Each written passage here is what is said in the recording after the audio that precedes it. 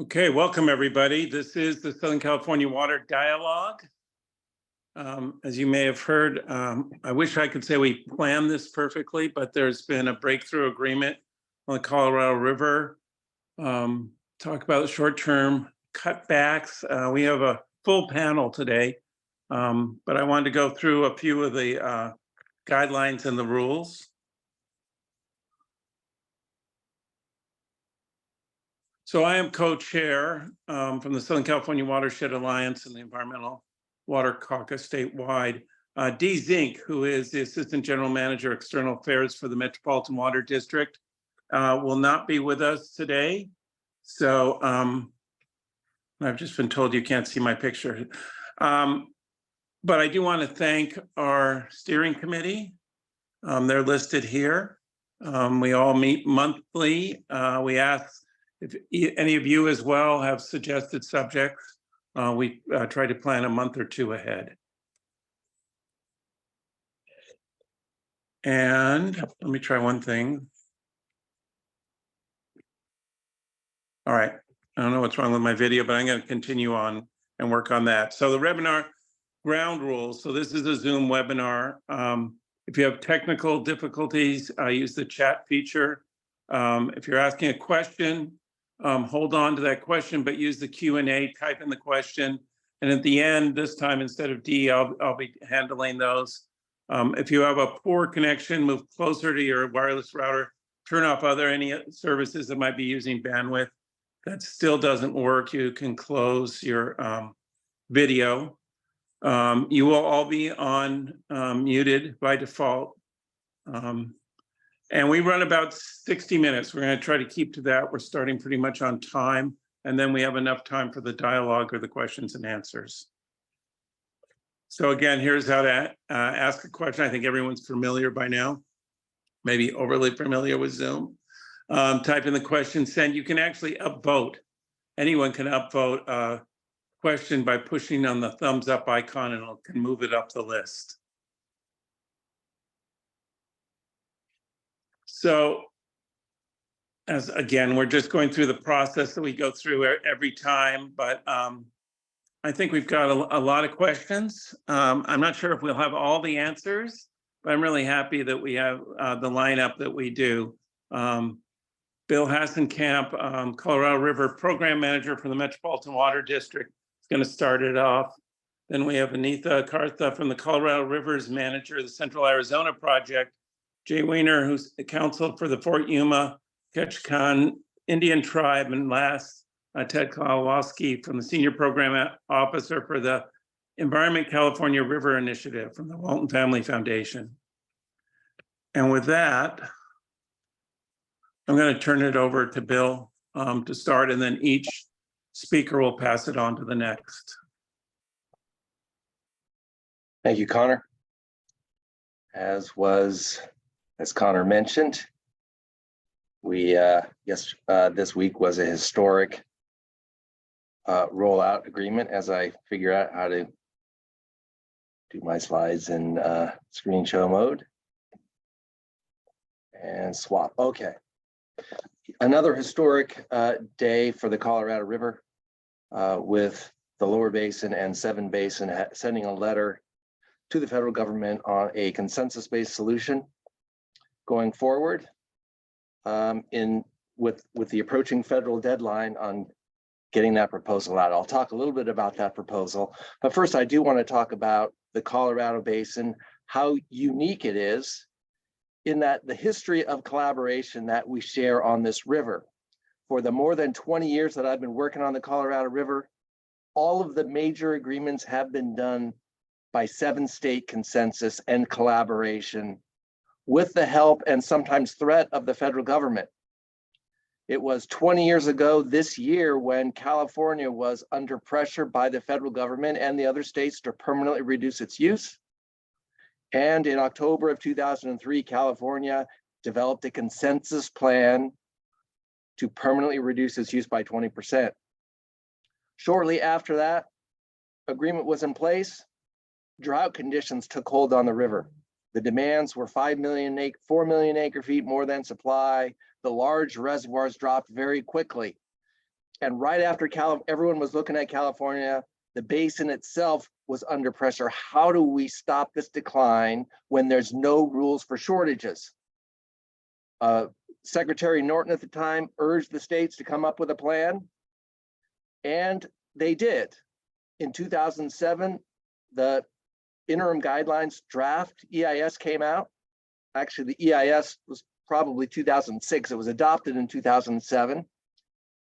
There were several alternatives, but one key alternative is the basin states alternative. The 7 states came together to develop a plan, along with the NGO community had their own plan, conservation before shortage, and then there was a water supply and reservoir storage, which were bookend alternatives. Ultimately, the 7 states plan was adopted as the preferred alternative with a few minor changes, and that became the rule on the Colorado River.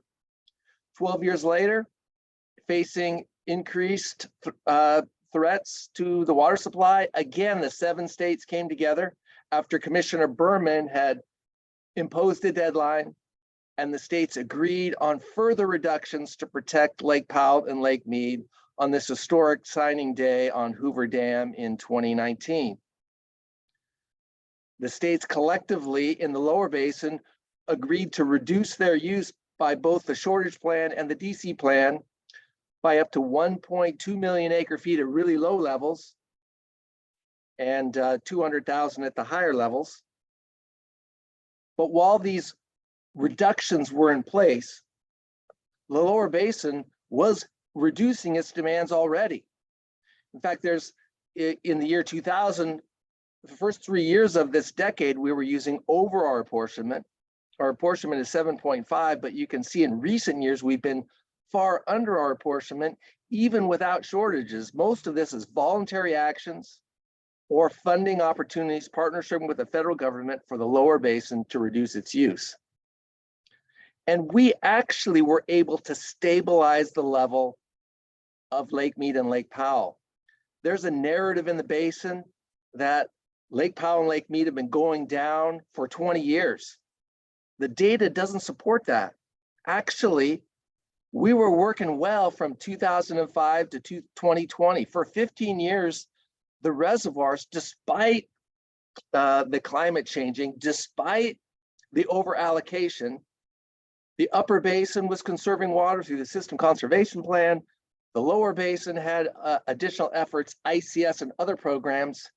And we actually were doing a good job and thought this, maybe we could continue this for a while longer through 2026 and be okay.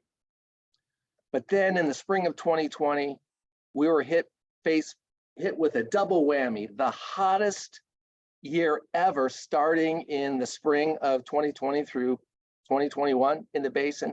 It was also the driest time for those 4 states. And hot conditions and dry conditions are a bad combination for the Colorado River.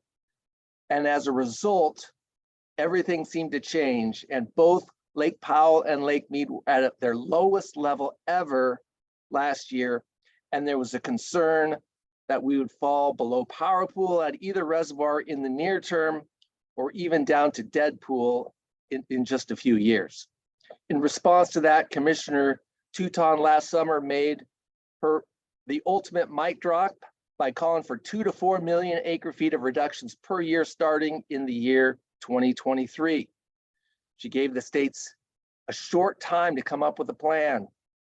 We were unable to do that. In the 2 months that we were given, we came up with some reductions, but not nearly enough to meet the call by the commissioner. So the federal feds went ahead and said, we are going to then amend the 2007 guidelines because clearly we need more than what we've already agreed to. And the states can't come up with their own alternative. So they gave us another chance. They gave the 7 states a chance to come up with a consensus alternative. It didn't happen. So in this draft EIS that was published last month, there was a no action alternative, a law of the river alternative, and a pro rata sharing alternative, but no consensus-based alternative. This would have been the first time in the last couple decades at least that there was no 7-state plan for the river. The action alternatives in the draft EIS had significant reductions. In fact, at the higher levels, they essentially doubled the existing shortages. And as the level drops, in 2024, they had a plan for the 2 million acre feet of shortages. And if needed in 2025 and 2026, up to 4 million acre feet of shortages, meeting the 2 to 4 million acre foot call that the commissioner made the year before. What was important to us and to me personally was not which alternative was right, alternative 1 pro rata or law of the river 2 pro rata, but just the magnitude of these shortages were huge. That was the biggest concern, if either of these shortages would have significant impacts to Metropolitan. But something changed along the way. The second wettest year in this century on the Colorado River. And where we thought Lake Mead was going to drop 18 feet just a few months ago this year, instead, it's now projected to go up 23 feet. And Lake Powell, they projected it would go up 18 feet. Now it's going up 49 feet this year. In fact, this month it's going up, and next month it's going up a foot a day. Just in these 2 months, it's going up 60 feet in 2 months, because it continued to fall a little bit through the spring, and now it's really going up. And so with the pressure of this May 30th deadline, the states once again had another chance to come up with a consensus proposal. And the lower basin states got together, even meeting over this last weekend, Saturday, Sunday, there was lower basin discussions, 7-state discussions with the Commissioner of Reclamation, late Sunday night into Monday morning. And this proposal was released early Monday morning. In a nutshell, the proposal wants to consider the changed conditions. We no longer need 2 to 4 million acre feet of cuts in the near term because of the impressive snow year we had. Maybe the future of the basin post 2026 will require those level of cuts. We don't need those now. What we do propose is 3 million acre foot total of new cuts through the year 2026. This would be on top of the existing shortages and DCP amounts. This year, for example, the existing shortages and DCP is 721,000 acre feet. So we're essentially proposing to double the shortages and double the conservation in the lower basin from what was previously planned, and have that water be in Lake Mead. And because it's in Lake Mead, it will also benefit Lake Powell. Under the proposal, up to 2.3 million acre feet can be funded through the Inflation Reduction Act Phase 1. Congress was very helpful in providing $4 billion in drought relief for Western United States. And a large chunk of that money is available in the Colorado River Basin to help us get through this period. And up to 2.3 million acre feet of conservation would be funded through this. The additional amount, the 700,000 acre feet, would be uncompensated through things like ICS. And if you create ICS, which is conserved water added to Lake Mead as storage, you can't access it till at least 2027. It has to stay in there. Now, the modeling suggests that this 3 million acre feet on top of the current conditions is satisfactory to get us through 2026. But the agreement acknowledges that more could be needed if worst case happens. So additional reductions could be mandated to protect critical elevations at Powell and Mead to ensure that power generation is not at risk. It also reduces the releases from Glen Canyon Dam if needed. Flows through the Grand Canyon could be as low as 6 million acre feet in dry conditions. Under the old rules, it was 7 million acre feet.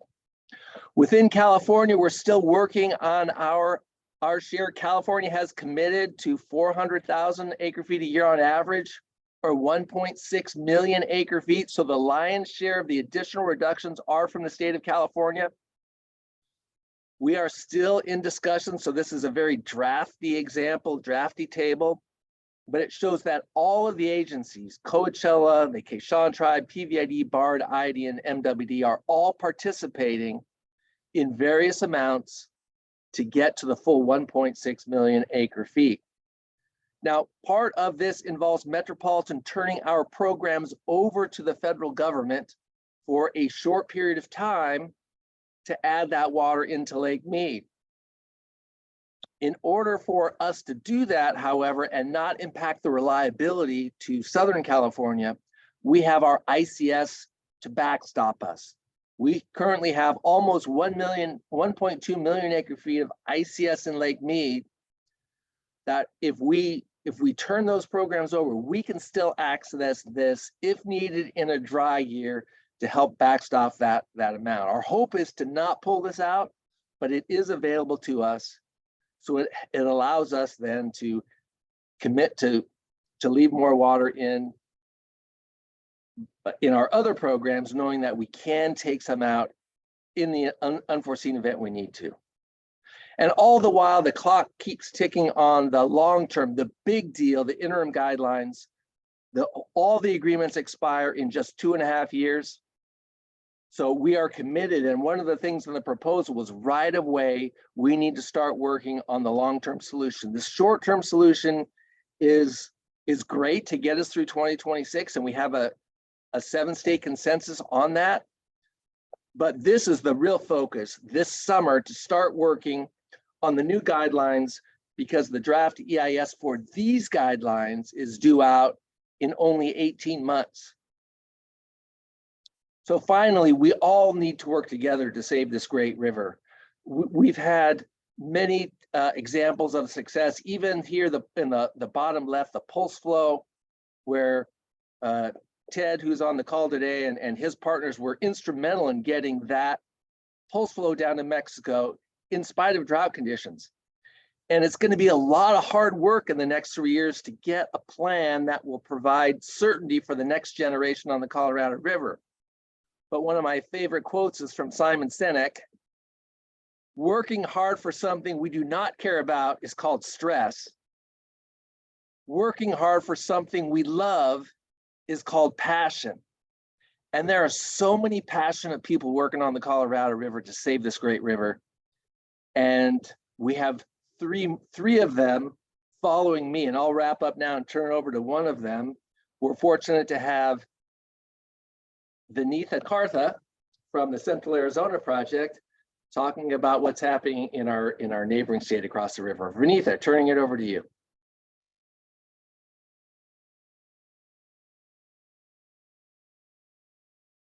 And you're on mute. Good afternoon, everyone. This is great to be here, and I'm especially delighted to be following Bill Hazenkamp because he does such a great job. I'm always inspired. And yes, I am one of those passionate people that work on the Colorado River, but my work here is made so much better by people like Bill, who's always willing to hold hands with me and with some of the other partners in the other basin states. So I am thrilled. And Bill, thank you so much for inviting me over.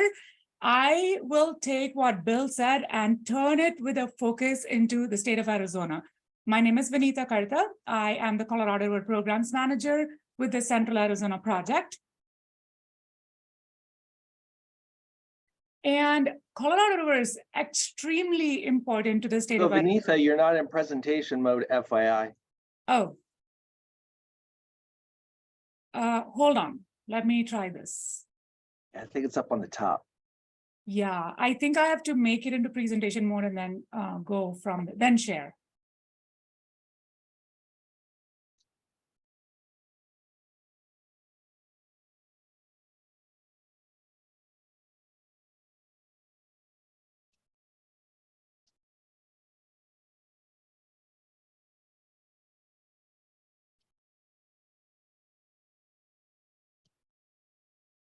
Okay, presentation mode now? Yes. Great. Nice. Okay, so I am taking the focus into state of Arizona. Colorado River water is extremely important to our state because it is the largest renewable source of water. It provides almost 40% of our water supplies. The rest of our water portfolio is made up by groundwater, 41%, which is non-renewable, as you all know. Some of it comes from in-state rivers like Salt and Woody, and then 5% of it comes from reclaimed water. So it's really important. We have a lot of pride in keeping our Colorado River supplies whole. And how we use Colorado River in the state of Arizona is on river, which is the green bar chart on the left, and then in central Arizona, which is the blue bar chart on the right. So if you notice, almost 1.1 million acre feet of our 2.8 is used on river in places like Yuma with a lot of agriculture, and also with some municipal and industrial uses like City of Yuma, with Bullhead City, Lake Havasu, and so on. A lot of the higher priority uses occur on river. And Central Arizona project brings the rest of the water, which amounts to about 1.7 million acre feet on an average year, into Central Arizona, supplying about 3 counties in the state. Are you advancing slides, Vinitha? I'm sorry? Are you trying to advance slides? We're still on there. Okay. All right. Sorry, I guess it's going slow. Okay, do you see Yeah, this all now? right. All Okay. right. Great. Yeah, it says Arizona recent Colorado River uses up there. Yes, that's Okay, got exactly what I should Thank be you. on. Okay, there's Okay. a delay. I'm sorry about that. Thank you, That's all Bill. right. Yeah.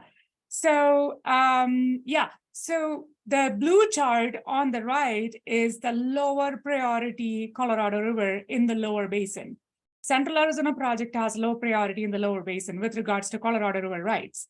And so this water supply that really sustains a lot of the growth and economy and agriculture in Central Arizona is very important to us also, but also in danger. It's important because there was a lot of groundwater use, and Colorado River water supplies have been able to help with that, help with subsidence, help with growing the economy of City of Phoenix, Scottsdale, Tucson, and a lot of agriculture in the Pinal area.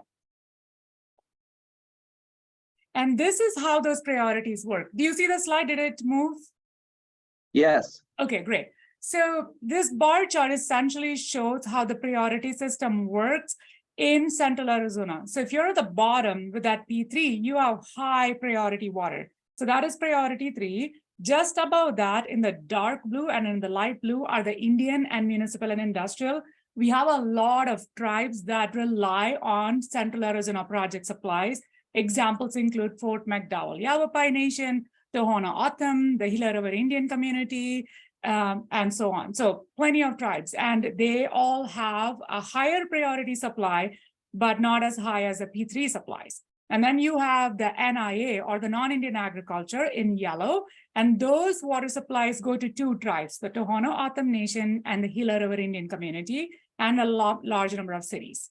Above that is the lowest priority, which is the agricultural pool, which supplies agricultural in Central Arizona, and then some other excess. The small band up top is what goes to our Arizona Water Banking Authority and the Groundwater Replenishment District. Because we have lower priority water, we have had to be resilient and build some supplies for future in such a manner that if Colorado River was ever cut off, we would be able to sustain ourselves for at least a couple of years. And as Bill mentioned, this year we are in a tier 2A shortage. He showed the different priority systems, he showed the different tier shortage systems and how the contributions are supplied between the states. So in lower basin in 2023, Lake Mead is operating in a tier 2A shortage. What that means is that Mead was projected to be below 1050 in 2022. With tier 2A shortage, Arizona is taking a 592,000 acre feet reduction, which is approximately 21% of our entire apportionment. Nevada is 25,000, Mexico is 104,000. And right now, California does not need to make any contribution because we are still in tier 2A or about 1045. And with that, what happens is when we are in a tier 2A shortage and taking a 592,000 acre feet cut, because Central Arizona project has the junior most priority in the lower basin, we basically take the entirety of that reduction. And as you can see with the tier 2A shortage, the excess supply that would have normally gone to the water bank and GRD or the groundwater replenishment district completely cut off. They have actually not received any water in the past 5 or 6 years. Our agricultural pool, which sustains agriculture in Central Arizona, has been completely cut off this year. They were cut off last year, and they have not received much water supplies in the past 5 to 6 years either. And then this year, we also completely eliminated the entire non-Indian agricultural pool, which supplies water to the Gila River Indian community, the Tohono O'odham, and some cities.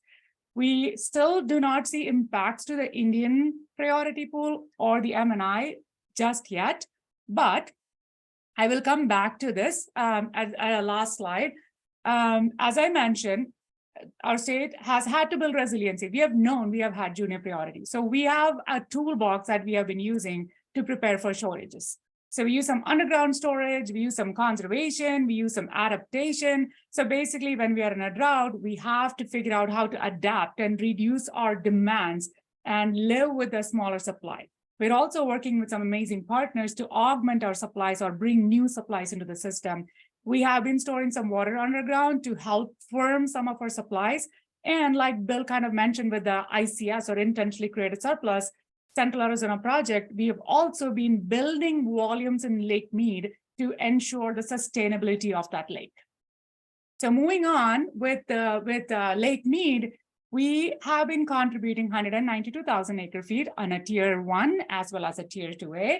And with shortage reduction and DCP, it comes to 512,000 acre feet in 2022. That was in a tier 1. But what you're looking at is how we have increased our conservation towards Lake Mead in the past so many years. Through 2022, we have conserved almost 3 million acre feet in Lake Mead, including some mandatory reductions over the past year. And before that, we saved most of our water supply under system conservation. System conservation is water that cannot be called for later. That remains in Lake Mead. We have also been able to create some ICS. Unlike Metropolitan's ICS balance, ours is much smaller, but we have worked collaboratively. Bill has held our hands once again, and we have been able to save some of our ICS in Bill's Metropolitan ICS space. So as of the end of 2022, we have close to 700,000 acre feet of ICS in the system. We will likely have to vacate some of that going forward to ensure California can do some of the system conservation, Met can continue to build ICS and so on. But essentially, with our contributions over the past so many years, we have been able to keep Mead whole. And adaptation. So one of the things that we have been doing is trying to figure out how to live with smaller supplies. So we essentially started a program called On-Farm Efficiency Irrigation Technology. And with that, we have been testing or demonstrating a gravity-based irrigation program called NDRIP. And this was to basically show that with flood irrigation, the water use is high, and using different high efficiency irrigation technologies, we are able to maintain the same agricultural based economies, but with a smaller amount of water. We have been doing this demonstration program now for about 2 years. We are in our 3rd year, and we have realized about 50 to 70% water savings, keeping yield either the same or even better. And we have built some amazing partnership with a lot of our growers in the Yuma area, in the Colorado River Indian tribes, as well as in Central Arizona. So that's been going really well. We are hoping to put a report out after the irrigation program or after this demonstration program is over by 2023.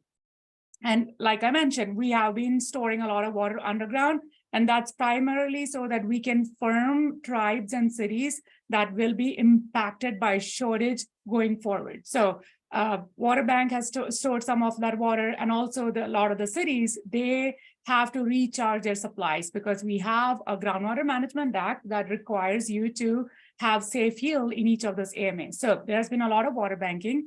A lot of water has been recharged and stored in underground.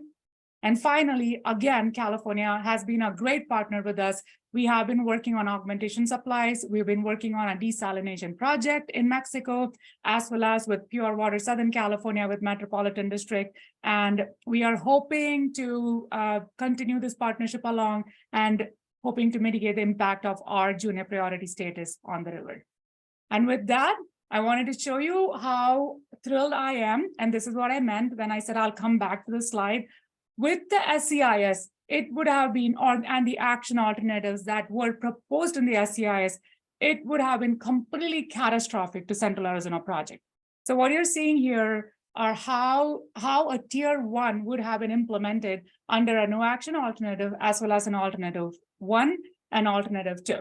So under no action, I showed you most of it would have been remained the same. There would have been some availability of the NIA water.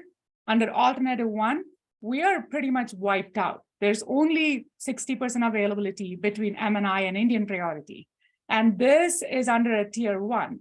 If we were ever declared to operate in a tier 2A or tier 2B, under a tier 2B shortage that is below 1045, Central Arizona project would have had to go to 0 supplies, absolutely none.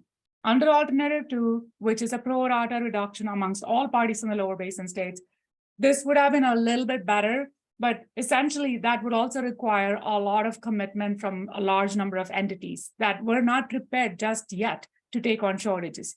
This is why the consensus proposal that we came up with over the last weekend with tons and hours and weekends of work was extremely important to us and very much welcome in the state of Arizona. And with that, I just wanted to have a key takeaway slide.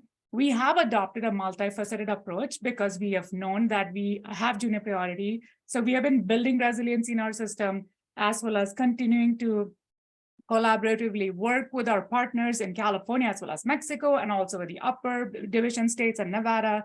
And we do have a priority system that kind of helps to reduce impacts to MNI supplies, because if you can see the ag supplies up top, so that kind of helps to reduce impact right away. And banking water in our aquifers have created not only to help the groundwater supplies to recharge the groundwater storage, but also to help a supplemental supply for long-term use in years when we are in shortage. And again, like I said, adaptation, diversification of our supply, bringing in some new supply, and additional infrastructure investments and innovative partnerships are really important to us now and going forward. With that, I will pass it on to maybe a less hyper person, a very calming voice in our Colorado River. This is Jay Wiener with Water Council with Fort Yuma Quechan Indian Tribe. Thank you very much, Vinita. I appreciate that. My name is Jay Weiner. I'm the water lawyer for the Quechan Indian Tribe, among other clients that I represent across the West. I will start this by noting that my perspective on the Colorado River Basin is heavily informed by my representation of Quechan, but that the opinions I offer today are my own and should not necessarily be blamed on my client. If we go to the next slide, please. So this is a picture of the Fort Yuma Indian Reservation, which sits in southeastern California and southwestern Arizona. The tribe has land in both states and water rights in both states. More of the reservation land is in California, as are therefore more of the water rights. And what you see shaded here in green are the irrigated lands on the reservation, which are part of the Yuma Project Reservation Division. Quechan is interestingly situated compared to many other tribes in the Colorado River Basin, in that what we have on the reservation here, and I'm actually in outside of Yuma today in Winter Haven, California, so I apologize if I end up with any internet glitch issues. My reception is not tremendous here. But what we have on the reservation here is actually a Bureau of Reclamation project rather than a Bureau of Indian Affairs project, which is much more common for on-reservation agriculture. The project is actually divided into 2 units, one of which is the Indian unit, which is the green shaded land that you see there, and the other one is known as the BARD unit, which is the BARD Water Districts portion of it. That is essentially the gap area that you see in the middle of the Sea of Orange there, which is fee land, non-reservation land. And the project is operated, the 2 units are operated jointly, they share distribution facilities.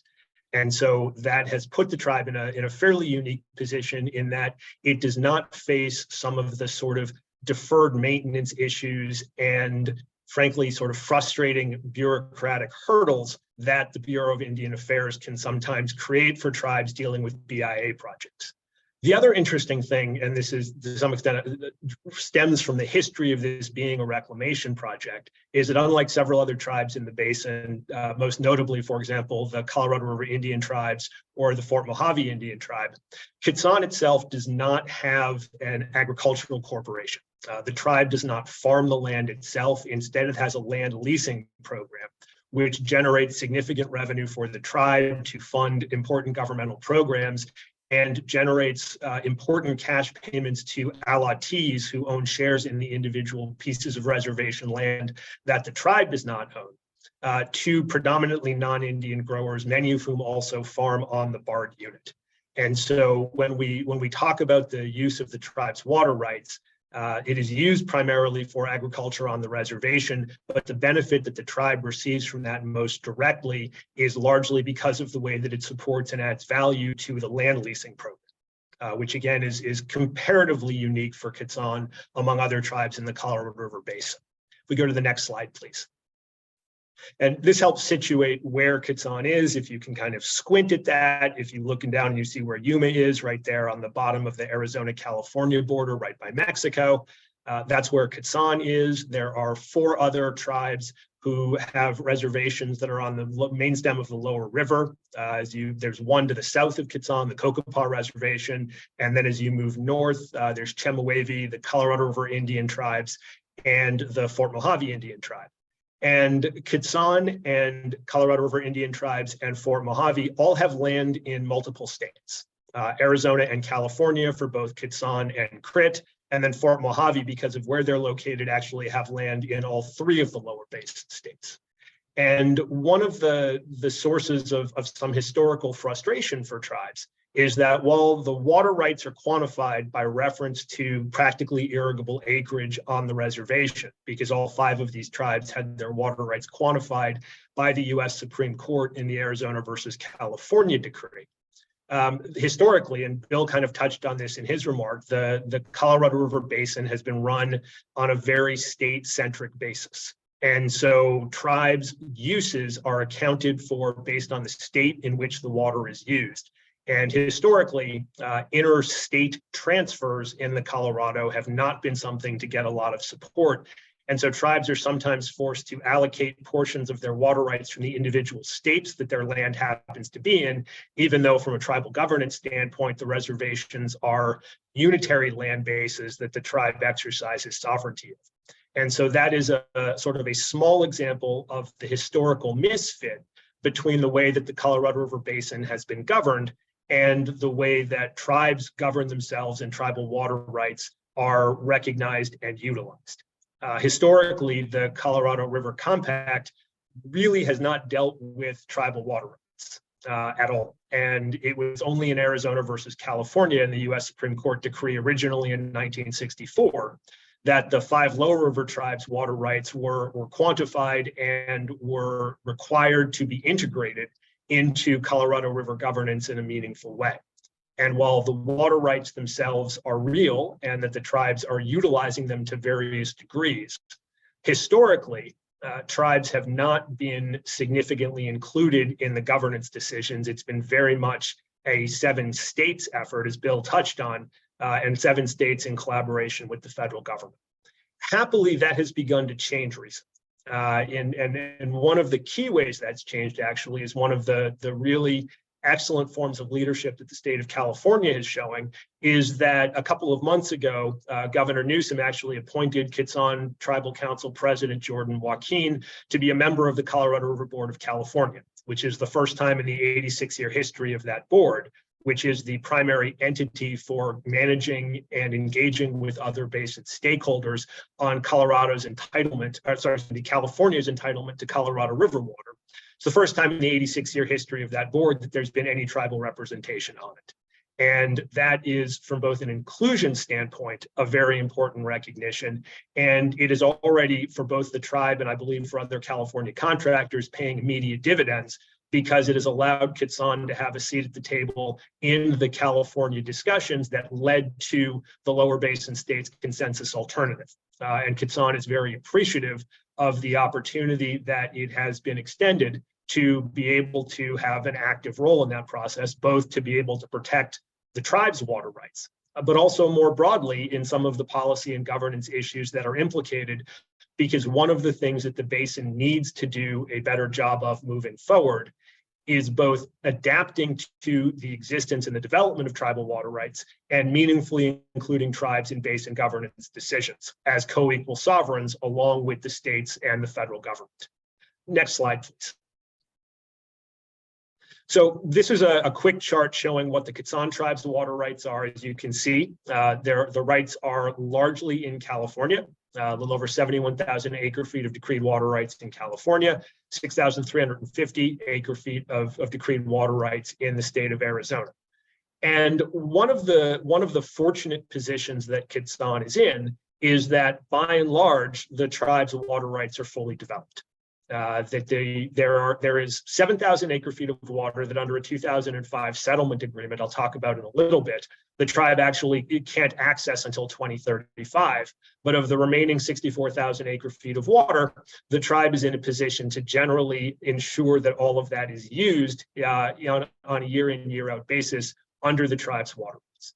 And that's really important. It's an advantageous position for Kitsan because there are many tribes, even with either decreed or federally settled water rights in the basin, who have not, for various historical, financial, political, and legal reasons, been able to fully develop their water rights. And that is a real challenge that the basin still is going to need to address, where cumulatively, the tribes in the Colorado River Basin have water rights, either decreed, settled, or yet to be fully quantified, to on order of probably 25 to 30% of the annual average flow of the entire Colorado. And the way that the system works is that for tribes that are not fully developed, and there are many of them who are not fully developed, that water largely is available for other people to use for free.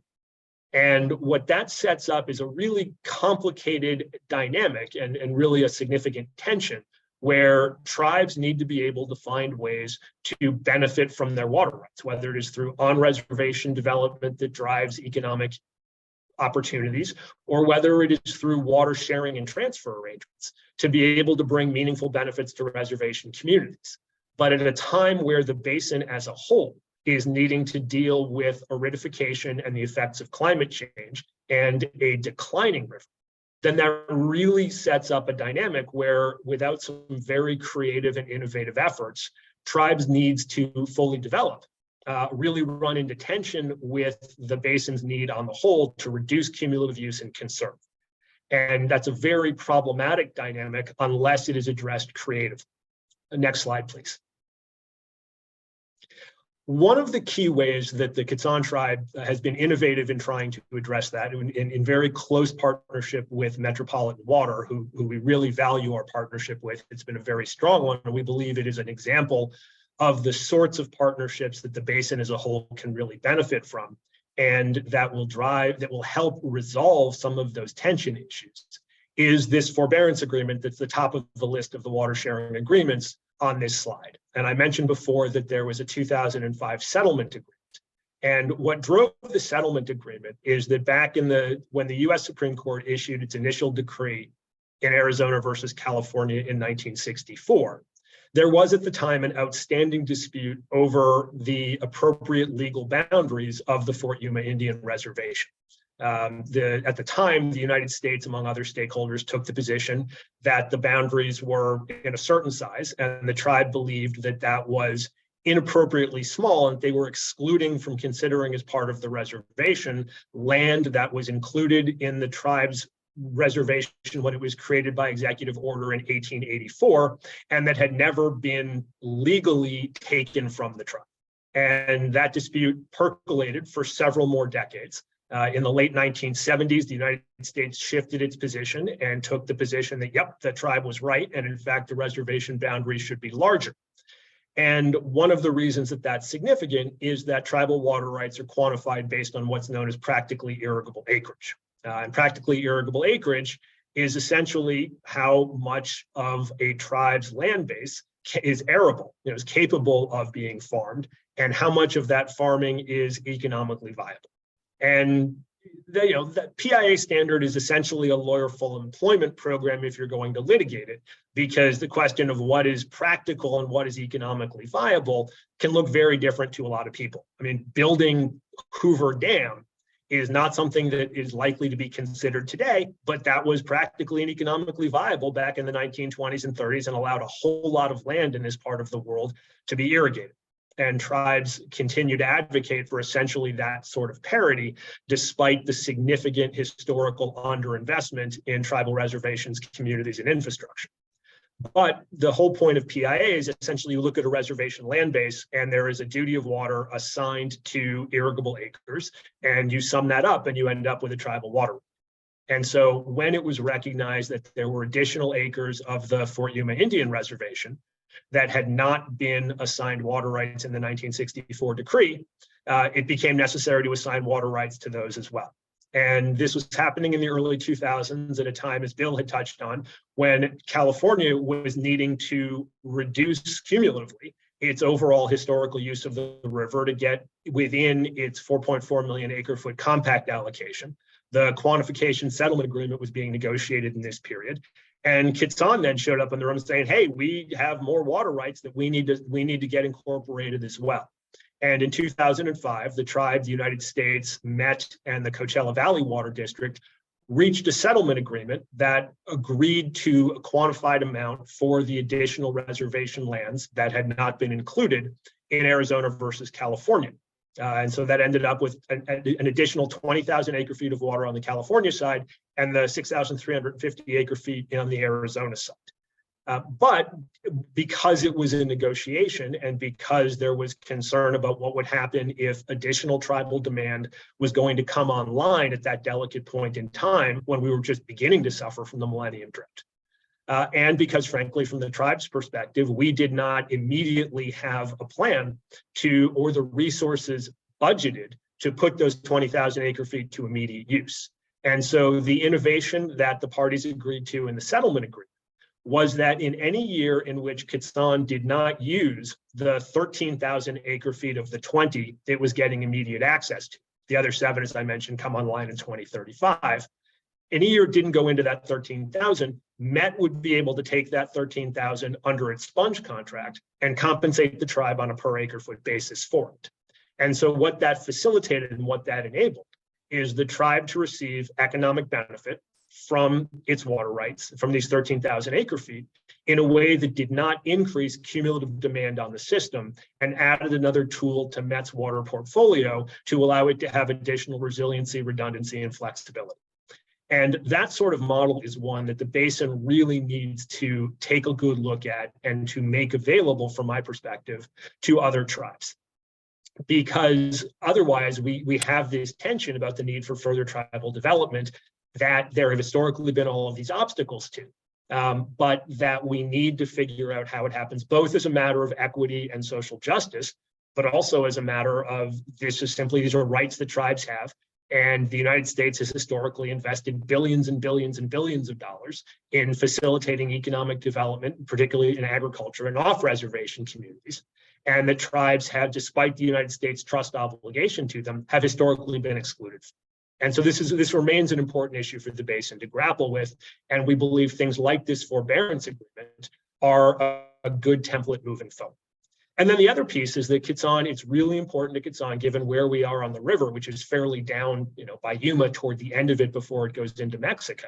The Kitsan people have lived in this area since time immemorial, and it is of vital importance to the tribe to have a living river, to have a river that actually continues to flow, and ideally one that will ultimately flow all the way back to the Colorado River Delta that it historically reached.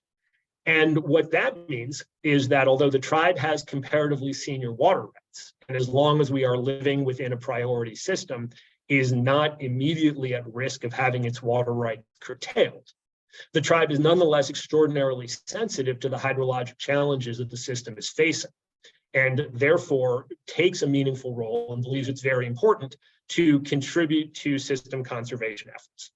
And so we have part of our partnership with Metropolitan, we've entered into a seasonal fallowing agreement with them to fallow irrigated land on the reservation during the summer when the water demand is the most intense and the crop value is comparatively lower, to allow that to be conserved water to help shore up elevations in Lake Mead to avoid crisis.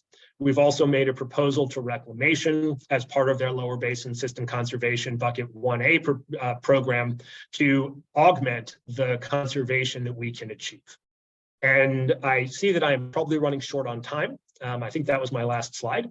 And so I will hand over to Ted Kowalski with Walton Family Foundation, who plays a very important role in collaborative efforts in this basin. Thank you. Great, thanks, Jay.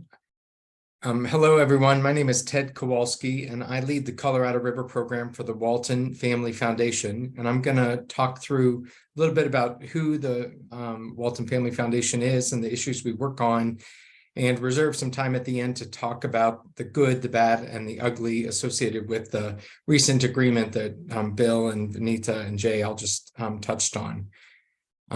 Next slide.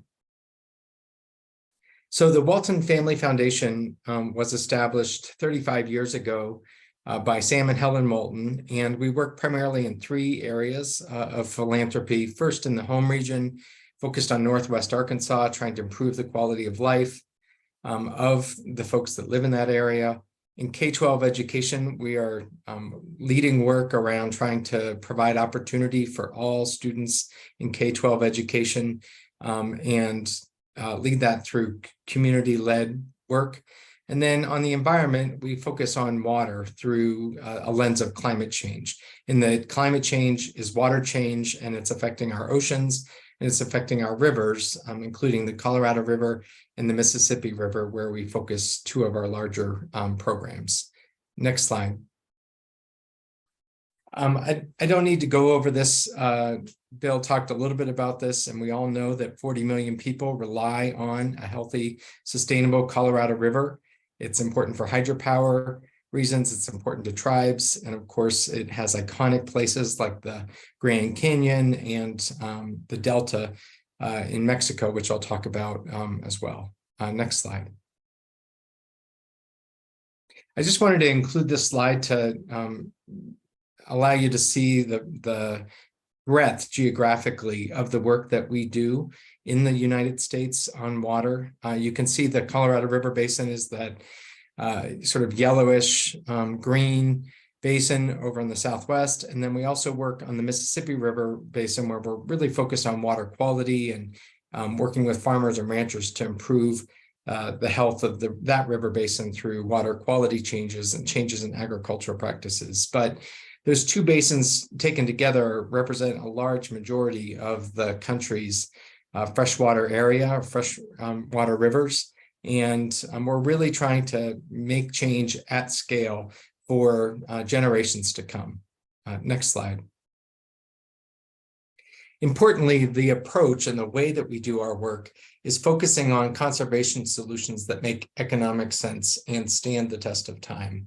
We believe that there's a false narrative that it's the economy or the environment, but rather those 2 can go hand in hand. And if you have a healthy environment, you can also have a healthy economy.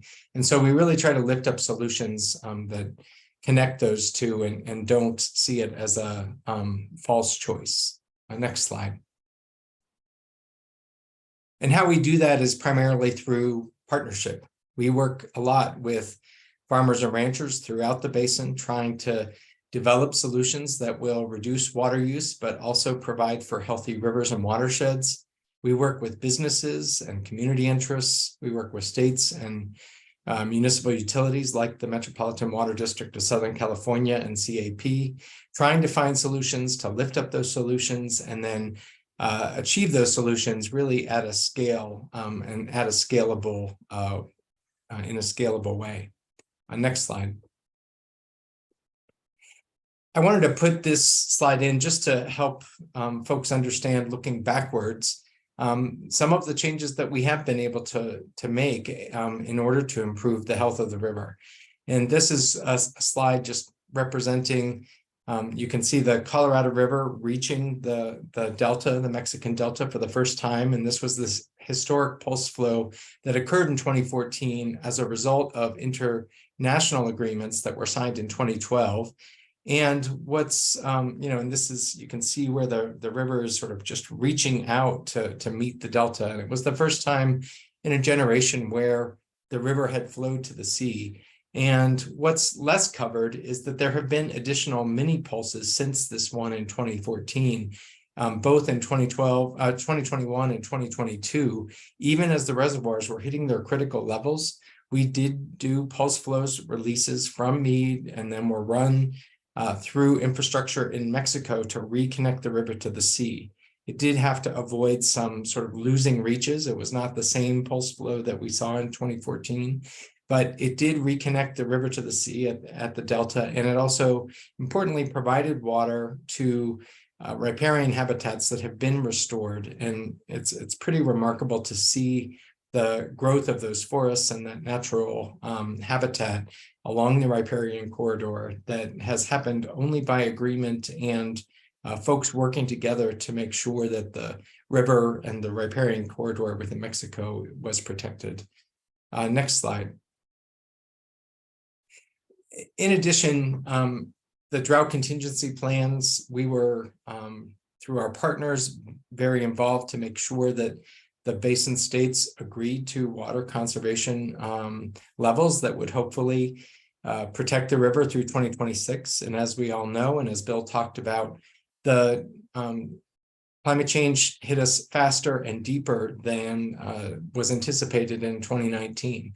And so the most recent conversations and negotiations are really the next step to hopefully get us through 2026 so that we can focus on longer term solutions for this river.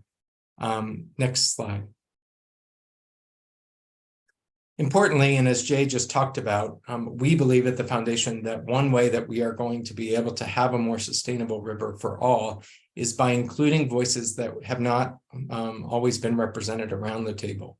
The states and water utilities have traditionally had a lot of the power and are in the negotiating room with the federal government to develop solutions. And we believe that tribes need to have a voice, that we will reach more durable and better, more sustainable solutions if we include tribes at the tables, as well as environmental NGOs. But we absolutely believe that tribes cannot be ignored or left out of the conversations anymore. They need to be at the table.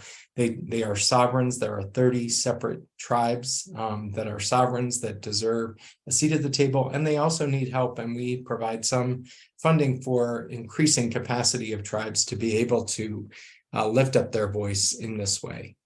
Next slide. One of the ways that we support work and solutions is around technical innovation. We've supported Environmental Defense Fund using satellite imagery and thermal infrared technology to be able to calculate consumptive use on a field level scale pretty much in real time. And this OpenET product is available to the public. It's available to anyone, and I encourage you to take a look at OpenET and see that what kind of tool is available. We also support things like agrivoltaics, where you put solar panels on posts and you use land for two different purposes, both growing crops and also for renewable energy. And there's a symbiotic relationship. The panels actually reduce consumptive use because of the shade that they provide for plants for parts of the day. And the plants actually provide a microclimate to actually cool the solar panels, which ironically can't function as efficiently if they get too hot. And we also support things like photovoltaics, which you can see the solar panels over reservoirs or over canals, where it can actually reduce evaporation and actually support renewable energy at the same time. Next slide. We also support things like beaver dams, natural infrastructure, ways we think of watersheds as sponges, and beaver dams can basically re-wet that sponge using natural approaches. It can have water quality benefits, it can have soil benefits, it can have carbon benefits.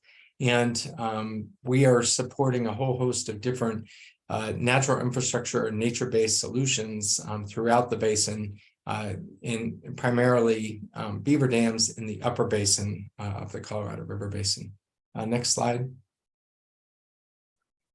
And we do recognize the importance of supply demand work. One of the ways we're encouraging water supply demand imbalances to be met is by encouraging corporations to commit to being water positive and to send demand signals to farmers or ranchers that they want to see sustainably produced goods and services and products. And so one idea that is happening and starting to take hold in Arizona is guayuli, which is a rubber substitute. And we're working with Bridgestone and farmers and ranchers to use and grow guayuli instead of alfalfa, which uses a lot less water. And as Bridgestone is sort of developing, there's a real interest in it for other reasons, because they want to see a more diverse supply chain for their rubber product supplies.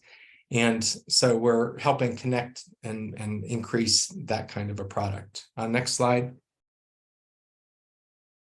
And then, working with the states and the federal government to make sure that the bipartisan infrastructure law and the Inflation Reduction Act funds are being used wisely and efficiently and are not forgetting the environment. Importantly, the Inflation Reduction Act included three components: compensating water users for voluntary reductions, like we are seeing in the most recent set of negotiations. Some of that funding will be dedicated to that. But there were two other buckets, and one was longer-term conservation projects, and we're seeing less funding potentially available for that. And then there was a third bucket that has been often ignored by the Bureau of Reclamation, which is for ecosystem and habitat restoration projects that address issues directly caused by drought in a river basin. And while we did see $250 million dedicated to the Salton Sea in the context of that provision of the Inflation Reduction Act, that funding was just dedicated to that river without, or to that Salton Sea without any criteria, without any discussion or sort of transparency. And there are a whole host of other projects that have effects from long-term drought on ecosystems that need attention and need some of that funding.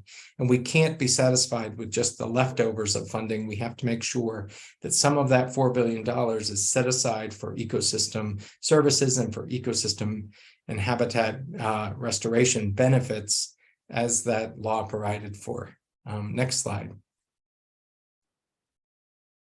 This is a report that we supported a couple of years ago called 10 Strategies, and you can find it if you look up 10strategies.net.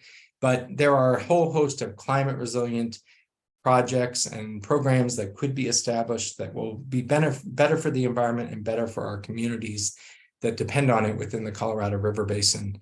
And this sort of lists them across, and we just need to see better, more sustained funding from the federal government and others in a healthy Colorado River Basin, including the river itself. And I love to see some of the comments and questions, because that is a key focus of ours, which is how do we lift up the river as opposed to going from crisis to crisis to crisis. We need a more sustained approach that will include the health of the river as part of the conversation. And we're encouraged that we can see that perhaps happening in the context of the 2007 interim guidelines negotiations that are starting in the near future. But it will not be done if we just continue to put Band-Aids on the latest crisis of the day. We have to look at it more holistically. Next slide. Great. Well, I'll maybe quickly go through. I have a couple of minutes left to talk about the actual agreements and the good, the bad, and the ugly from our perspective. And I'll get through this quickly, and then we can get to questions. In terms of the good, we are encouraged to see this consensus forming in the lower basin. And we're glad that it's not going to litigation, which I think was threatened, a lot over the last several months in the context of the federal government action. We're also encouraged to see that the lower basin states are working with each other and the federal government to find solutions, and that the upper basin states and tribal members and environmental NGOs can hopefully find a durable path forward for the Colorado River Basin as a whole. The other good is that we do have funding. We do have this $4 billion, although it will not go as far as it needs to. We need to have more sustained federal investment in the Colorado River Basin. terms of the bad, we're not done yet. This is essentially a Band-Aid to get us through the next couple of years, and it's not guaranteed to get us through the next 2 years. And I think my understanding of the agreements is that they have provisions to, if they don't get us through, come back together and hopefully find solutions to make us get it through. But really, this sort of dumb luck of a wetter year is helping us come to an agreement, but it's not going to solve the long-term sustainability issues where we're going to see more permanent reductions within the basin to solve the problems. In addition, the near-time priorities and environmental considerations were not included in terms of the Grand Canyon, the Multi-Species Conservation Act maintenance, the Salton Sea, the Cienega de Santa Clara in the Mexican Delta, and then watershed health for both surface and groundwater basins. Finally, the ugly is, there has to be a pivot to focus on comprehensive system management over the long haul. And I heard Bill talk a little bit about that. And I think, it is helpful to have a little bit of a Band-Aid put on that may get us through 2026 so that we can turn to those harder, more difficult, more comprehensive and holistic solutions. But that is not going to be easy. It's going to be a heck of a lot harder than the conversations that just were occurring in the context of this recent agreement. Maybe I'll end just with a quote from the movie, The Good, the Bad, and the Ugly, in the context of the agreement that just was brought across the finish line, is that people with ropes around their neck don't always hang. With that, I'll hand it back to Bill or whoever's going to moderate the Q&A here. Thank you for all of our speakers, and we've heard very different perspectives. We have a series of questions lined up, and I'll start with those, and then we will see if anyone else adds. So again, if you have a question, you have to put it in the Q&A, and they can be upvoted as well. All right, I'm going to start with Carrie Meister, who asked, when will the lower basin states recognize that there needs to be a portion of flow allocated to the river for its own sake to benefit the plants and animals that depend on the river, involving ecological and environmental flows? The environment always seems to come last when water allocation is discussed, if at all, as with the environmental flows through the Grand Canyon. Until this year, there wasn't such a flow since 2018.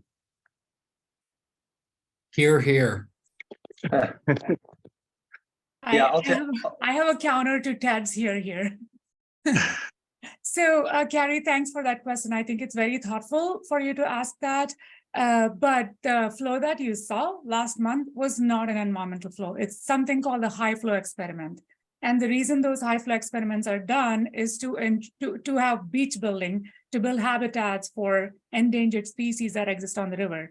And there was a high flows in 2012, 13, 14, and I think maybe 15. But then we had to put a stop, because when you decide to conduct a high flow experiment that releases large volumes of water, you not only look at water allocation, you also look at the health of the species that exist in the river, and also beach building, recreational information, all of that, right? So it has to be a comprehensive decision. And in 2016, 2017, 2018, we found green sunfish just below the river.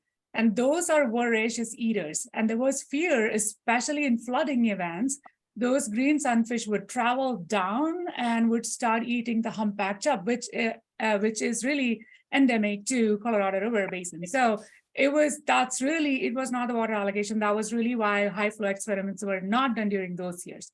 In the past 3 years, there was not enough sediment to trigger a high flow. And if you conduct a high flow when there is not enough sediment in the system, it basically scours the entire river system, which is not exactly beneficial to endangered species because they use those backwater habitats. So that is my short, maybe not long answer to your question. Yeah, and also I'll add, so the dams on the Colorado River were built before I was born, and that was a long time ago. The river is no longer functioning anything like it did historically with environmental flows. And it's not possible today to undo those dams and get back to where we were. but we are focusing on trying to protect endangered species and build habitat. The multi-species conservation plan with reclamation in the lower basin states targets cottonwood, willow, mesquite, other habitat, turning it back to the environment so that the native species then can thrive on that. As we have a drier future, we're going to have to do more reconsultation and more habitat, backwater, other type of habitat to protect what's left of the river for those species. So we can't make the river what it was historically. I would have loved to have seen it 100 years ago, but we can do what we use the tools we can to try to protect what we have now. Well, and Bill, I would add to that also that it's another one of those places that tribal water rights, I think, are particularly valuable and particularly useful tool. One of the things that we've done at Kitsan, and right now actually the largest use of our water rights in the state of Arizona, is to support and maintain the Yuma East wetlands, which is a project that the tribe did in collaboration with the Yuma Crossing Heritage Area using MSCP funds. And so we have taken about a 400-acre portion of the tribe's reservation in Arizona, uprooted the tamarisks and the invasives, and restored it with a much more natural endemic mix of cottonwoods and willows and mesquite, which have which have restored the character of that portion of the reservation as something much more closely reflecting the ecosystem that it was before we've seen a century and a quarter of really intensive, largely white settler colonial development. And that's it's an important tribal priority. We continue to look to grow our capacity to do restoration projects on our reservation and look to support others in this reach of the river to do what we can. Both to turn it back for the benefit of the species, but it's also really important for the tribe because those willows and the mesquites are important tribal cultural materials. They're the species that the tribe's culture developed around. They're very important for funerary and other cultural events, and so it's a vital priority of ours. And I know we're not the only tribe in the basin for whom that really matters. And so we again talk about ways to try to incorporate benefits to tribal water rights that don't necessarily exacerbate some of the problems the system is facing. Restoration projects are really important. It's one of the things that, with some of the NGO partners, I know that Walton helps support, really are doing some excellent collaborative work in that space. All right, thank you all. Carrie has another question. What scientific data are there to show that the cuts between the basin states have proposed will be enough? Didn't Commissioner Touton call for an immediate reduction of 2 to 4 million acre feet a year ago before the US Senate committee? Why isn't this being included as an alternative to see what the impacts would be? Could you make any data available to the public that would show that the May 22nd interstate agreement will be enough to keep the reservoirs from declining? Yeah, and that's actually what's happening. So in this next round, that this alternative will be modeled by reclamation. So when Commissioner Touton made her 2 to 4 million acre foot pronunciation, that was really in case we were on a worst case trajectory over the next 3 years. We had the best case possible trajectory last year. So the need for that 2 to 4 million in the short term, and we're talking about 3 years, is no longer there. The modeling that we've done, several agencies have done, showed that, in fact, we don't need to do anything and the system is still protected, but we're adding 3 million as a buffer on top of that for the next 3 years. It very well may be that 2 to 4 million will be required in the long run, and those difficult conversations are coming. But at least for today, for the next 3 years, the modeling will show that comes out in this process that this is sufficient for the short term. And I agree with Bill, and I want to share my screen really quick, and that is to show the probability table that Reclamation releases in January, April, and August. So what you're seeing here for both Powell and Meade are the 5-year probabilities to reach critical elevations in the next 4 years. And as you can see, between January and between April, which is signified by January 23, April 23, the risk of both Powell and Meade reaching critical elevations between January and now has gone down significantly. So I agree with Bill, even if we did nothing, our potential for reaching this critical elevation is like really minimized, it's really reduced. But in addition, we're still doing those contributions. And with that, with the modeling that CAP has done, and I'm sure that Bill's team also has done, that that risk has been reduced even further. So we are pretty confident in our proposal to protect both Powell and Meade. But I also think it's important I'm to. sorry, Jay, one more thing. I'm Go, please, sorry. Vinita. And I really loved when Bill said this was based on a potential, because the one thing that was missing was that Commissioner Tuton's call was a risk assessment. If we received a certain inflow, then we would need 4 million acre feet. If we received a higher, like 75 to 100%, we'd probably need a much lower protection volume. So I just wanted to thank Bill for bringing that up. This has been a thorn on my side from the longest time. So thank you. Yeah, and I think the other thing that's really important to bear in mind, that I know that that Bill and Matt and that Vinita and CAP are both clearly aware of this, and it's reflected in the lower basin states letter to reclamation. No one is under the illusion that we fixed the system. There is still a structural deficit. The climate trends are still extremely concerning. But what we have needed the space to do, and what we've been fortunate to do because of this past winter, is to be able to put this plan in place to buy us some time to have the really hard conversations that are going to need to happen to figure out how the basin as a whole can deal with having less water, and particularly from my perspective, how it can deal with having less water while still making room for tribes whose rights have historically been excluded, which is very, very difficult. And so there really is, we need some breathing room to do it. And I think it was Ted who touched on this. What Reclamation had teed up in the draft SEIS that they released and have now withdrawn was going to lead directly to litigation.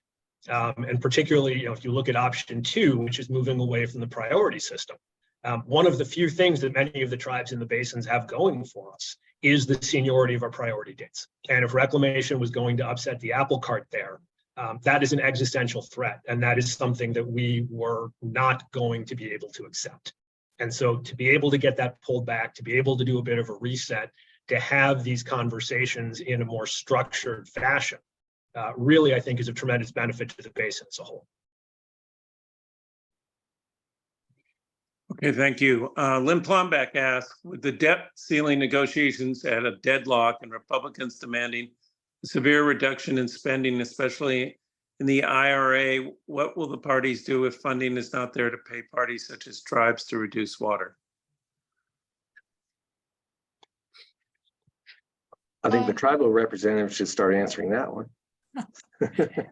And so that's a great question. So when we were negotiating DCP, and Ted was a big part of that, in Arizona, the state provided almost $30 million to the Colorado Indian tribes to conserve 150,000 acre feet of water over 3 years. So there is some history. We are, both ADW at the Department of Water Resources and CAP are still paying some entities this year to reduce ICS deliveries. So I'm not saying that we will do it, but there are avenues out there where if those funds were not available, we are able to work with the tribes in a collaborative manner to help them through this shortage and drought. I think we're also guardedly optimistic that this sort of funding and this use and the 40 million people who rely on the Colorado River Basin can escape some of the political crossfire. Because this is not a partisan issue in the way that so many other things seem to get politicized. Obviously, we'll have to see how it goes. But I think that there's some guarded optimism there that this is money that there is meaningful interest in making sure that it gets deployed on the ground. Yeah, and we always think of the river as neither red nor blue. You have some of the, bluest states like California or Colorado, and then some of the reddest states like Wyoming or Utah, and then everything in between. And it really is an issue of, do we care about the 40 million people in this part of the nation that provides 20% of the nation's GDP? And I think the answer is yes. And this is a climate crisis, much like the Hurricane Sandy or Katrina, And in each of those instances, which were weekend-long, devastating events, but they received 120 billion or 85 billion over 5 years to help resolve the catastrophes associated with the climate change crisis. And here, this has been a 23-year crisis in the making, and we've gotten $4 billion. And I would say this is a down payment on how we invest more long-term to address the climate crisis facing this part of the country. Okay. Anon says, was there someone else want to say something? Okay. Anon asked what the Central Arizona Projects plan is to take water out of its water bank to cope with the shortage in its junior priority. That's a really good question. So we have had a recovery plan that was initially finalized in 2014, and with 2019 DCP and so on, recognizing that we may have to recover those waters sooner, we developed a different recovery plan, and it was finalized in 2020. So we have a recovery plan. And with that, we also made some legislative changes. Initially, we used to have to take the credits from the water bank and provide it to CAP, and then we would recover. So we have changed it so that the water bank can essentially take the credits and provide it directly to cities. So one, they can recover that water by themselves within their service area, or they can be partners with other cities. And there were a third party which still wanted CAP to recover. So for those, we are working on having system use agreements and wheeling agreements so we can recover the water from wells and put that into the system and supply to them. It's not at a pace where we would like it to be, but it's moving at kind of like a glacial pace, but it is moving. So we do have it. We are moving forward. At least we have been able to change our thinking, change some of the legislative blockades to make sure recovery of those stored water is usable. There's also a limit. You cannot take out all of that water at once because we can only firm up to 20% of the reductions to those MNIs. And same thing with tribes. There's only a certain volume of water that will go from the underground storage to those cities. So it cannot be taken out all at once in a single year. It has to be done in certain blocks over the large number of years. Hopefully that answered your question. Okay. I don't know what quite to do with this, but perhaps the same anonymous person or another says this is probably very inappropriate, but I'm curious if Utah is the collaborative team player. I live in Utah. I've seen them do many antagonistic things. I don't know if we have anybody representing Utah here. If not, we'll probably just move on. I can just offer a slightly different perspective, which is I've seen some pretty amazing things happening in Utah recently. They passed really hundreds of millions of dollars for water conservation to preserve the Great Salt Lake and to also operate water conservation projects in the Colorado River Basin. They've also just recently passed a water banking statute, and this year, a statute that would allow demand management or reductions in water use to be shepherded to Lake Powell. So actually, I've seen some pretty remarkable things in the last several years coming out of Utah. And I would say they are becoming a lot more collaborative than the days when they were advancing the Lake Powell pipeline, for example, which seemed to be a different approach. Yeah, and I would agree with Ted. Their farmers are coming down in the fall to the lower basin to see how the lower basin farmers are conserving water because they want to learn from lower basin activity. So I think Utah definitely is stepping up and being part of the solution. And Utah Utah Water Conservation District is partnered with Central Arizona Project on our on-farm agricultural efficiency program. And we have been testing alfalfa and also cotton to ensure if drip irrigation will work in those kind of farming practices. So they have been a partner over the past few years, and then if not more. Just wanted to put a plug in for Ted's Wayule. CAP is also partner to that, which also has been looked at by Utah agencies. All right, thank you all for that. We could talk about the Great Salt Lake as a whole other dialogue as well. All right, Lauren asked, do we know what the impact of this initial agreement would be on the MWD member agencies? Yeah, so no impact of this agreement to MWD for the 3-year period. one of the good things about this wet year is Lake Mead levels have increased quite a bit. We were looking at going down to the level where we would have to make significant DCP contributions as part of California shortages and the restriction on taking ICS out of Lake Mead to fill our aqueduct. Given the current level of the reservoir and the projections going forward, we don't see any restrictions in being able to, the next time there's a dry year in California, being able to take some of that ICS out of Lake Mead in order to meet our needs. So in the short run, no impact to us, but we still need to continue to use water wisely and efficiently and get ready for a more difficult future. All right, and Charmaine Evelyn asked Ted, are there any discussions with Imperial Valley on better farming innovations? They still use flooding of farmland to reduce salinity. They're a major consumer of the Colorado River water. Yeah, we have had discussions with Imperial Irrigation District quite a bit in the past, and the Inflation Reduction Act funding, as I said before, they've included $250 million towards the environmental impacts associated with the Salton Sea, which is slightly nuanced and different than your question.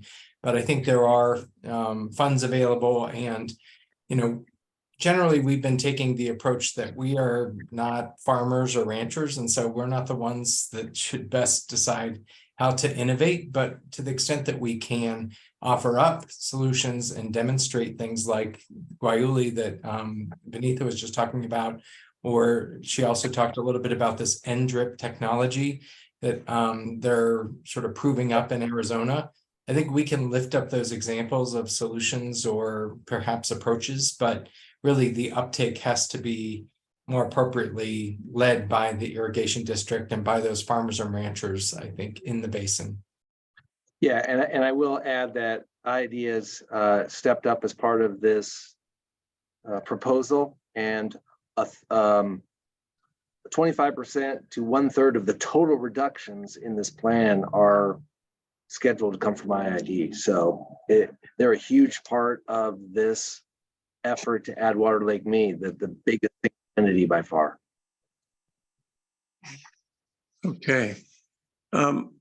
Misty asked, when allocations being decided, are there any thoughts about credit for conservation? The Southern Nevada Water Authority states that Nevada has conserved 31% less water than 10 years ago, and that's with 39 million visitors in that time frame. I don't know about credits, but Southern Nevada has been, I mean, part of the advantage of Southern Nevada is their visitors' drain water goes back to Lake Mead and doesn't count as a consumptive use. So Nevada has been focused on turf replacement and removal because their indoor use is all they get return flow credit. But Southern Nevada stepped up reduced our use. Metropolitan has, in the last 20 years, significantly reduced our use for imported supplies. 20 years ago, we were 2.5 million acre feet annually from Northern California and the Colorado River.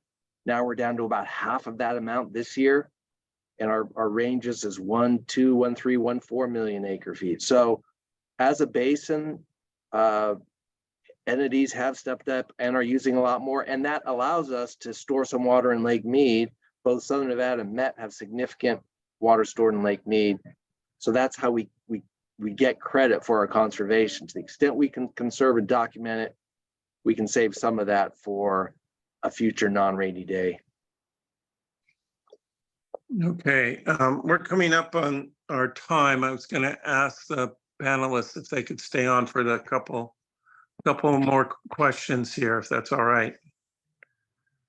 I have Charming asked about Arizona's push on reducing reliance on the Colorado River, but didn't mention much on indirect potable reuse or a push for direct potable reuse. Is Arizona only going to depend on MWD's pure water facility?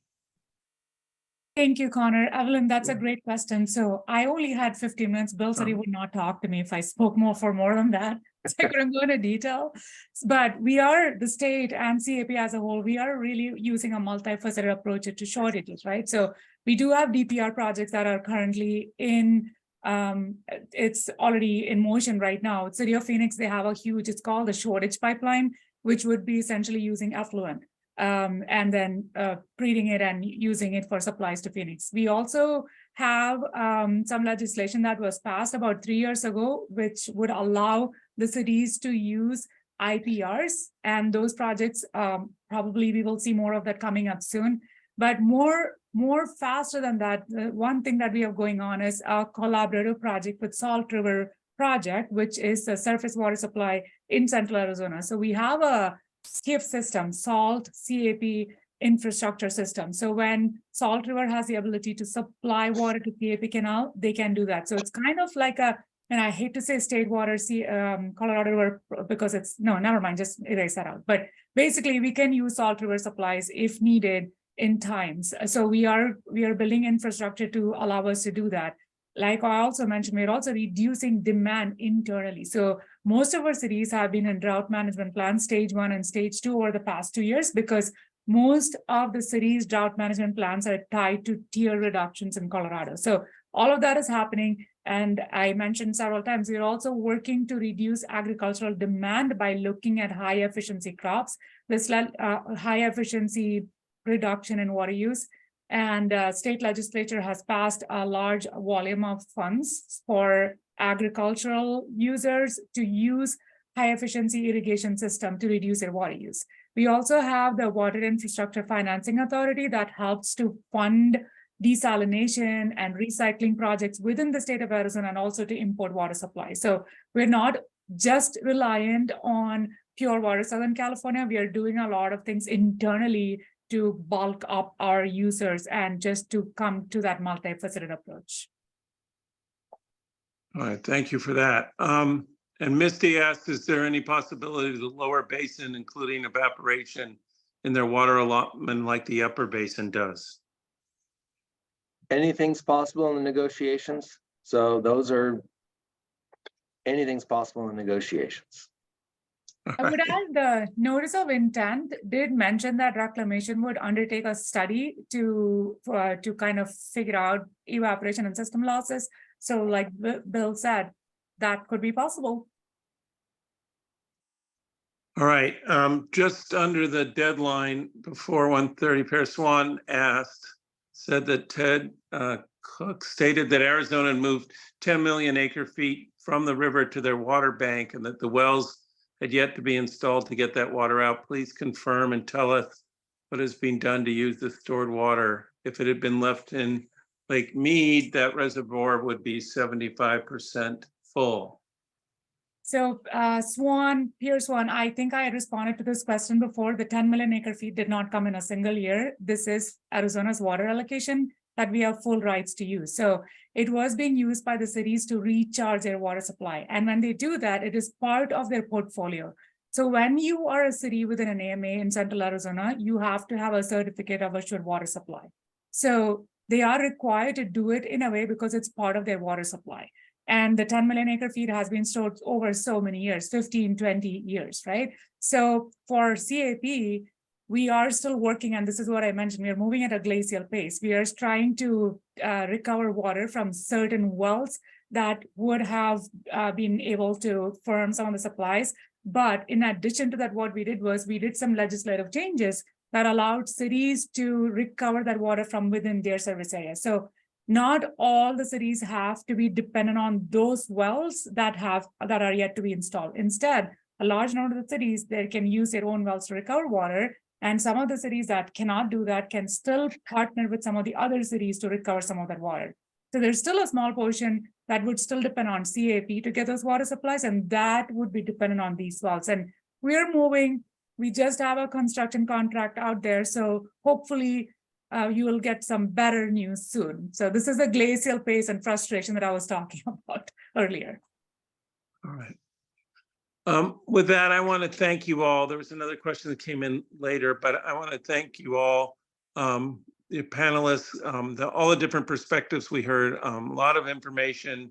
Things are yet to be decided moving forward. We've gone through, the extremes of climate change in a very short period of time. And we will continue to follow this I want to thank all the people who signed on today as well. We remain committed to bringing topical issues, and sometimes they happen while we're planning them as well. So with that, thank you all, and we'll see you next month on the 4th.